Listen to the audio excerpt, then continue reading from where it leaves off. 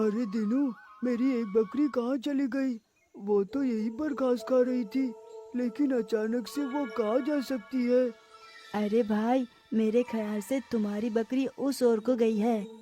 अच्छा भाई, जरा तुम मेरी बकरियों को देखते रहना। मैं अभी अपनी बकरी को ढूंढ कर लाता हूँ।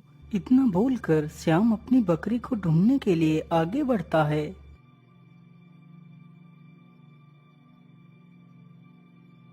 हे भगवान, आखिर मेरी बकरी कहाँ जा सकती है? यदि मुझे मेरी बकरी नहीं मिली तो पिताजी मुझे बहुत डांटेंगे। माँ, मुझे बचाओ। अरे, ये आवाज तो शाम की है, लेकिन उसने बचाव की आवाज क्यों लगाई? चलो, चल कर देखता हूँ। इतना बोलकर दीनू दौड़कर श्याम के पास जाता है तो श्याम बेहोश होकर जमीन पर पड़ा हुआ था। उसके पैर पर सर्प के काटने का निशान साफ साफ दिखाई दे रहा था। अरे बाप रे बाप, शाम को तो किसी सर्प ने काट लिया है। चलो जल्दी से ये बात शाम के पिता को चलकर बताता हूँ। फिर वह दौड़कर गांव को जाता है। मंगलू दादा, जल्दी से मेरे साथ चलो, शाम को किसी जहरीले सर्प ने काट लिया है। अरे बेटा, ये तुम्हें क्या हो गया? तुम्हारे सिवा मेरे इस दुनिया में था ही कौन? बेटा उठ जाओ, तुम मुझे छोड़कर मत जाओ। इतना कहकर मंगलू अपने बेटे का हाथ पकड़कर देखता है। अरे, मेरा बेटा तो अभी जिंदा है। मैं क्या करूं? किसके पास जाऊं? मेरी मदद भला कौन करेगा? अरे भाई, तुम चिंता ना करो, तुम जल्दी से सेठ जी के पास चलो, वह तुम्हारी मदद जरूर करेंगे। मंगलू तुरंत ही अपने बेटे को अपनी पीठ पर लादता है और जल्दी ही उसे सेठ के पास लेकर पहुंच जाता है। सेठ जी, मेरी मदद कीजिए। मेरे बेटे को किसी जहरीले सर्प ने डस लिया है, लेकिन अभी इसकी सांस चल रही है। मुझ पर दया कीजिए सेठ जी, मेरे बेटे को बचा लीजिए। मगलू, तुम शांत हो जाओ, तुम्हारे बेटे को कुछ भी नहीं होगा। अरे रमेश, जल्दी से जाओ और वैद्य को बुला कर ले आओ। रमेश तुरंत ही जाता है और वैद्य को बुलाकर ले आता है। अरे सेठ जी, जल्दी से एक बर्तन में पानी मंगवाइए। नौकर तुरंत ही जाता है और एक गिलास में पानी लेकर आ जाता है। वैद्य तुरंत ही एक जड़ी बूटी निकालता है और उसे पीसकर उसका रस श्याम के मुख में डालता है। कुछ ही देर में श्याम उठकर खड़ा हो जाता है। यह देखकर सभी लोग प्रसन्न हो जाते हैं। वाह वाह वैद्य जी, आपने तो चमत्कार कर दिया। ये लीजिए वैद्य जी, आपका इनाम। सेठ वैद्य को एक पोटली भरकर सोने की मोहरें देता है। अच्छा सेठ जी, अब मैं चलता हूँ, मुझे अभी महाराज के घर भी जाना है। इतना बोलकर वैद्य वहाँ से चला जाता है।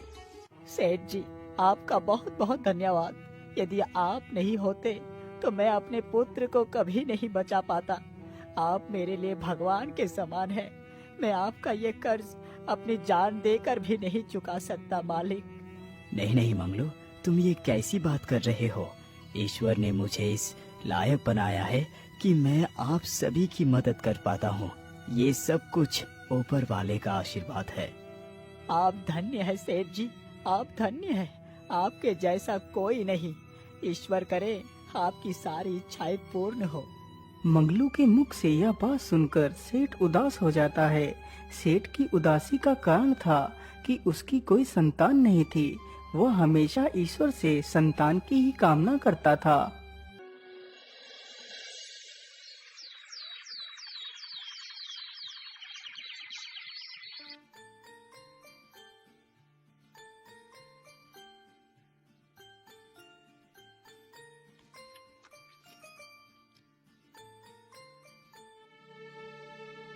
एक दिन की बात है, उस नगर में न जाने कहां से एक साधु आया और आकर नगर के बाहर ही एक पेड़ के नीचे बैठ गया और ध्यान मग्न हो गया।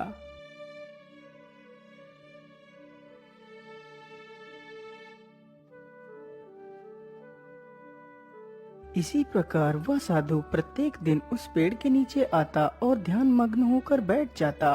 वह किसी से कुछ भी नहीं बोलता था, मानो ऐसा लगता था कि उस साधु को ना तो दिखाई देता है और ना ही सुनाई देता है।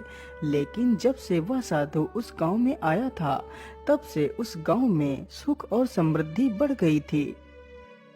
अरे भाई, आज हमारा गांव इतना खुशहाल है तो यह सब कुछ उन बाबा के यहाँ आने से ही हुआ है। वह जरूर कोई शक्तिशाली पुरुष हैं। हमें उनके बारे में सेठ जी को भी बताना चाहिए। इतना सोचकर वह दोनों आदमी सेठ के पास जाते हैं और सारी कहानी सेठ को सुनाते हैं। यदि ऐसी बात है तो मैं जरूर उन साधु बाबा से मिलूंगा। अगले ही दिन सेठ अपनी पत्नी के साथ उस साधु के पास जाता है। बाबा, आंखें खोलिए बाबा, हम आपसे मिलने आए हैं। आइए आइए दयाराम, आपका स्वागत है। मैं जानता हूँ कि आपकी परेशानी का कारण क्या है। बाबा, मैं तो आपसे पहली बार मिल रहा हूँ, लेकिन आप तो मेरा नाम भी जानते हैं। पुत्र, मैं इतने दिनों से तुम्हारी ही प्रतीक्षा में बैठा हुआ था।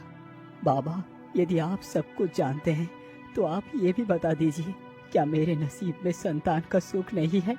बेटा, तुम दुखी मत हो, तुम्हारे नसीब में संतान का सुख अवश्य है। साधु के मुख से यह बात सुनकर तो मानो सेठ और सेठानी की खुशी का कोई ठिकाना ही नहीं रहता। बेटा, तुम्हें एक नहीं बल्कि 2 संतानें प्राप्त होंगी। यह बात सुनकर सेठ और सेठानी तो और भी ज्यादा खुश हो जाते हैं। लेकिन पुत्र, तुम्हें संतान की प्राप्ति सिर्फ एक शर्त पर ही हो सकती है। बोलिए बाबा, आपकी क्या शर्त है? मैं आपकी प्रत्येक शर्त को मानूंगा। बेटा, तुम्हें 2 संतान की प्राप्ति होगी, लेकिन उसमें से एक संतान तुम्हें मुझे देना होगा। जब दोनों संतान 5 वर्ष की हो जाएंगे तो मैं तुम्हारे पास उसे लेने के लिए आऊंगा। यदि तुम मुझे एक संतान देने के लिए तैयार हो तो बताओ। साधु की यह बात सुनकर सेठ सोच में पड़ जाता है। हे ऊपर वाले, ऐसे तो मैं निसंतान हूँ, कम से कम मुझे एक संतान तो मिल जाएगी। क्या हुआ बेटा, तुम क्या सोच रहे हो?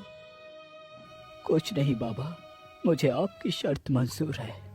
तो फिर ठीक है बेटा, ये बूटी लो और तुम इस बूटी को पीसकर इसका रस सेठानी को पिला देना। 1 वर्ष पश्चात तुम्हें 2 संतानें प्राप्त होगी। सेठ को बूटी देकर साधु वहाँ से गायब हो जाता है। सेठ और सेठानी वापस अपने घर को लौट जाते हैं। 1 वर्ष पश्चात सेठानी ने एक लड़की और एक लड़के को जन्म दिया। अरे रमेश, जाओ और पूरे राज्य में धन दौलत बांटो। आज मेरे जीवन का सबसे सुखद दिन है। धीरे धीरे समय गुजरने लगा। दोनों बच्चे धीरे धीरे बड़े होने लगे। अजी, क्या बात है? आप इतने उदास क्यों लग रहे हो? कुछ नहीं भाग्यवान, बस मैं उन साधु बाबा की बात को सोचकर चिंतित हूँ। 5 साल पूरे होने में बस कुछ ही महीने ही शेष बचे हैं।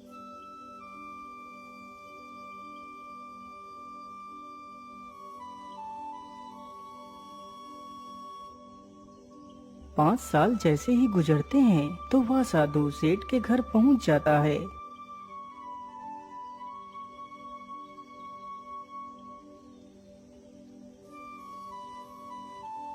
आइए बाबा, आसन ग्रहण कीजिए। इतना सुनते ही साधु बिस्तर पर बैठ जाता है। बेटा, अपनी दोनों संतानों में से मुझे कोई एक संतान दे दो। बाबा, आप मेरी पुत्री को ले जाइए। हे महान आत्मा, आप मेरे पुत्र को मत ले जाइए। ये दोनों संतानें मेरे लिए प्रिय हैं।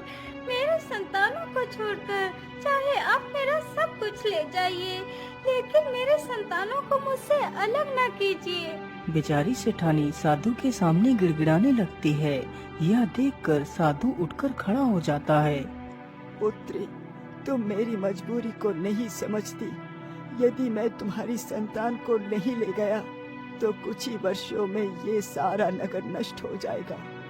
लेकिन महात्मा, मेरी इस मासूम सी बच्ची से आखिर किसी को क्या खतरा हो सकता है? खतरा इससे नहीं, खतरा तो उस मायावी आदमखोर राक्षस से है जो धीरे धीरे इस ओर ही बढ़ता चला आ रहा है। एक ना एक दिन वो राक्षस इस नगर को भी नष्ट कर देगा। लेकिन बाबा, इन सब के पीछे मेरी पुत्री को ले जाने का क्या उद्देश्य है? बेटा, तुम्हारी पुत्र ही उस राक्षस का नाश करेगी। परंतु बाबा, ये साधारण सी बच्ची आखिर उस मायावी राक्षस का मुकाबला कैसे कर पाएगी? पुत्र, मैं तुम्हारी बेटी को अपने मंत्रों की शक्ति से आधा जानवर तथा आधा इंसान बनाऊंगा।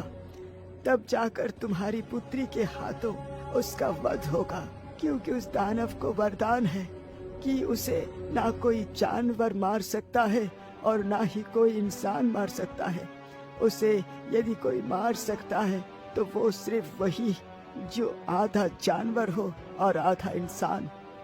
बेटा, तुम देरी ना करो, जल्दी से मुझे अपनी पुत्री को दे दो। मुझे अभी बहुत सारी जिम्मेदारियों को पूरा करना है। इतना बोलकर साधु उस लड़की को अपने साथ लेकर वहां से गायब हो जाता है। बेचारे सेठ और सेठानी अपने दिल को तसल्ली देकर रह जाते हैं।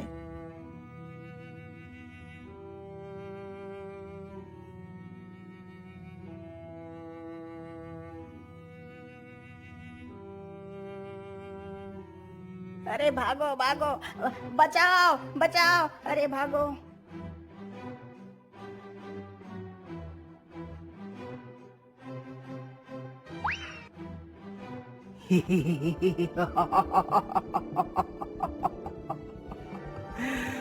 आखिर तुम सब मुझसे भागकर जाओगे कहाँ? मैं धीरे धीरे तुम सबको मार कर खा जाऊंगा। वह शैतान कई सारे लोगों को उठाकर ले जाता है। हे भगवान, इतना भयानक राक्षस कहाँ से आ गया? वह तो गांव के 2-3 लोगों को उठाकर ले गया है। अब हमारा क्या होगा? वह हमें भी मार कर खा जाएगा। अरे भाई, इसकी खबर हमें राजा को देनी चाहिए। इतना सोचकर सभी लोग राज दरबार में पहुंचते हैं। महाराज, हमारी सहायता कीजिए महाराज, हमें उस दुष्ट दानव से बचा लीजिए। अरे, आप लोग शांत हो जाइए। आप किस दानव की बात कर रहे हैं?